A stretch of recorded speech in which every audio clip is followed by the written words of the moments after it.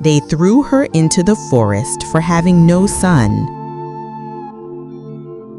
The bag hit the ground, spilling clothes and cooking pots into the dust. "Please, Onyeka, this was my husband's house," Adaora begged, clutching her 20-year-old daughter, Chioma, close. Her brother-in-law, Onyeka, stood in the doorway, tall, cruel, his son Ikechukwu beside him, mimicking his father's sneer. "Your husband is dead, and you gave him no son, only this useless girl." He spat at Chioma's feet. "You probably killed him yourself, witch! Get out of my brother's house."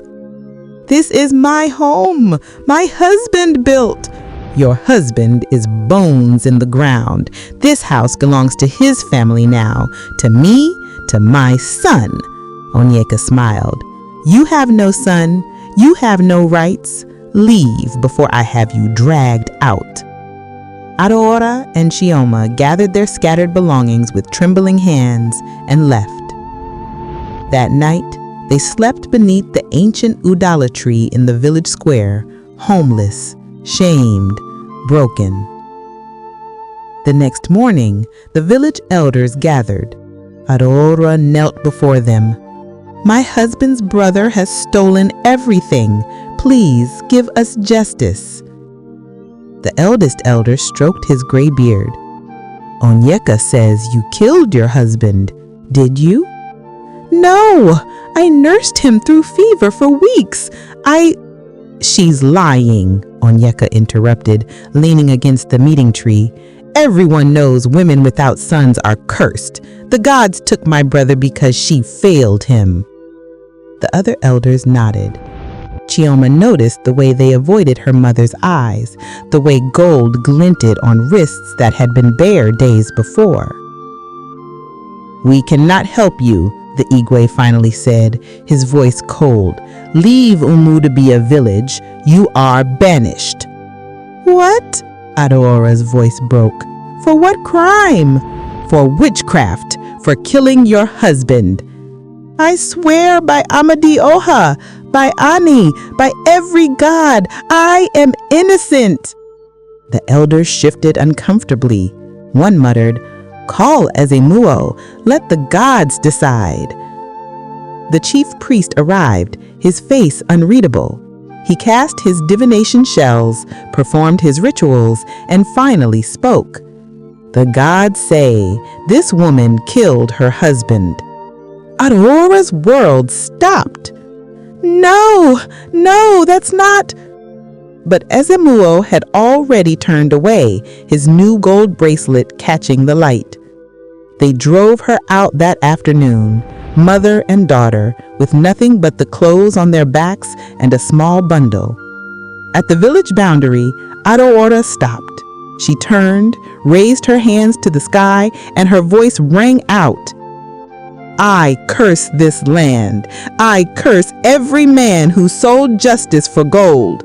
I curse every elder who traded truth for coins. May your children know the suffering you have caused. May the innocent blood you have spilled cry out from the ground until justice is done." Her words echoed like thunder. They disappeared into the forest. Life in the forest was survival. They built a crude shelter, ate wild yams and bitter leaves. Chioma learned to set traps. Her mother grew weaker each day. "Mama, you need medicine." "There's no medicine for a broken heart, my daughter." 6 days after the curse, Adaora's body gave up. Fever took her in the night. Chioma held her mother's body and screamed until her voice died. She buried her alone, with no ceremony, under a tree that would never know her name. That same night, in Umudibia village, the Igwe's son collapsed with fever, then an elder's daughter, then another child, then another. Within days, children throughout the village lay dying of an illness no medicine could touch. The elders gathered in panic. "What's happening?" The Igwe's hand shook. "The widow's curse." Nonsense, Onyeka spat, but even his son Ikichukwu had fallen ill. They called Ezemuo. He performed divination and went pale. The gods are angry. An innocent was condemned. Her blood cries from the forest. He looked at the elders, at the Igwe, at Onyeka. We have 7 days. Bring back the daughter. Return everything stolen, or every child will die.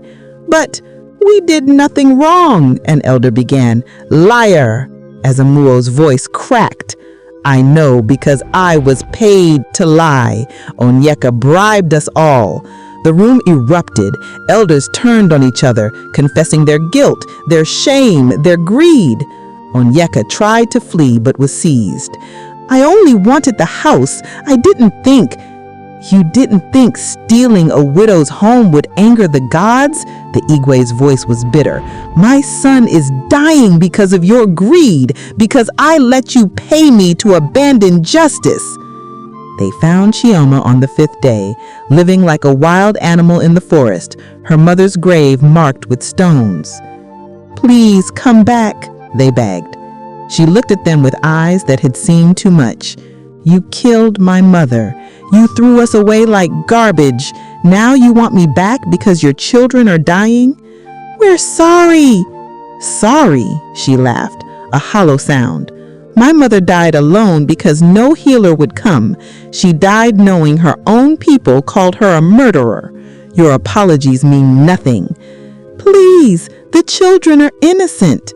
So was my mother. She sent them away. On the 7th day, 12 children died. The village wailed. 7 more days were given. 7 more days for Chioma to return, or more children would perish. That night, Adaora appeared to her daughter in a dream. My child, I know your anger. I share it. But those children did not wrong us. Their parents' sins should not be their death sentence. They don't deserve mercy, Mama. No, but the children deserve life. Don't become what they were, people who punish the innocent for other sins. Come back, not for them, for your own soul. Chioma returned on the 6th day of the 2nd cycle. The village lined the paths as she walked through. They fell to their knees, pressed their foreheads to the ground she walked on. The Igwe offered her Onyeka's seized property, houses, land, gold. Take everything, please, lift the curse. She looked at them, these people who had destroyed her family. I don't want your gold. I want you to remember. Every time you see me, remember what greed cost you. Remember what injustice costs. The children recovered that night, but Chioma never again lived among them. She built her home at the forest edge, neither in the village nor fully outside it. People came seeking her forgiveness, her friendship, her favor. She gave them nothing but silence. She had returned to save their children, but she would never, ever forgive. When the powerful sell justice, the innocent pay with their lives, and when the innocent curse, even the gods listen.